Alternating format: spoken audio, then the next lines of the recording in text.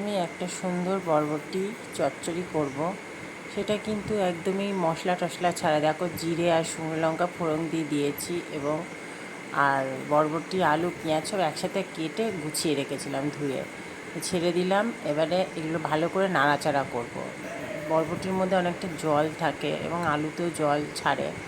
জলটা যতক্ষণ না শুকায় ততক্ষণ আমি ঝোলটা দেবো না। আমি একেবারে মশলা ছাড়া জিনিসটা করব। তোমরা দেখো এবং দেখতে থাকো আমি কিভাবে করি। একটু সামান্য নুন দিয়ে দেবো আর ভালোভাবে এবার নাড়াচাড়া করব। নাড়াচাড়া করলে লবণ দিলে কি হয়, জিনিসটা আর ভালোভাবে মজে যায়, মানে জলটা ছেড়ে যায় আর নরম হয়ে যায়। আর লবণের স্বাদটাও এর ভেতরে ভালোভাবে ঢুকবে, আলু এবং বরবটির ভেতরে জিনিসটা ভালো হবে। আর একটু হলুদ দিয়ে ভালো করে নাড়াচাড়া করব, ব্যাস। আর আমি এতে কিচ্ছু দেবো না। দেখো তুমি কীভাবে আমি এটা চচ্চড়ি রান্না করি।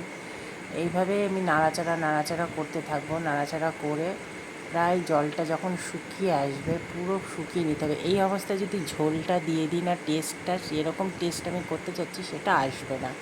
দেখো জলটা শুকিয়ে গেছে, এবার আমি ঝোল দিয়ে দেবো। আরেকটা কথা, হ্যাঁ, আমি সামান্য একটু গুঁড়ো লঙ্কা দিয়েছিলাম, যেটা স্কিপ করে গেছি, তোমাদেরকে দেখাতে পারিনি। গুঁড়ো লঙ্কা দিয়েছিলাম, জাস্ট আমার কাছে কাঁচা লঙ্কা ছিল না, সেই জন্য আমি ঝালের জন্য এটা দিয়েছিলাম, যেহেতু আমি ঝাল বেশি খাই। আর তোমরা এটা নাও দিতে পারো। আর কাঁচা লঙ্কা 2-4টে আমি লাস্টে চিড়ে দিয়ে দেবো। তোমরাও দিতে পারো, নাও দিতে পারো। ঝালটা নিজের নিজের স্বাদ অনুসারে তোমরা দেবে।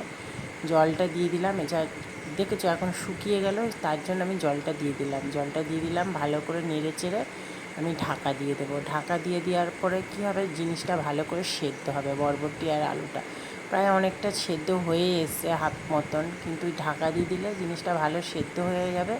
আর দেখো প্রায় সেদ্ধ হয়েও গিয়েছে। আর আমার লঙ্কাগুলো আমি রেডি করে রেখেছিলাম, লঙ্কাগুলো ধুয়ে 2-4টে লঙ্কা আমি চিড়ে মানে ফাটিয়ে দিয়ে দিচ্ছি। কেননা এইগুলো কিন্তু লঙ্কা, আবার অনেকে এটা ওটা ভেবো না, লঙ্কা এগুলো বোতাম লঙ্কা গাছের আমার। আমি দিয়ে দিচ্ছি জাস্ট ভাত দিয়ে ডলে খাবো বলে, সেই জন্য দিচ্ছি। নাহলে একটু আগে দিলে, বেশি আগে দিলে কী হতো, ঝোলের সাথে অনেকটা মিশে যেত আর ঝাল হয়ে যেত। যেহেতু গুঁড়ো লঙ্কা দিচ্ছি, আবার এটার ঝাল, এই লঙ্কাগুলো খুবই ঝাল।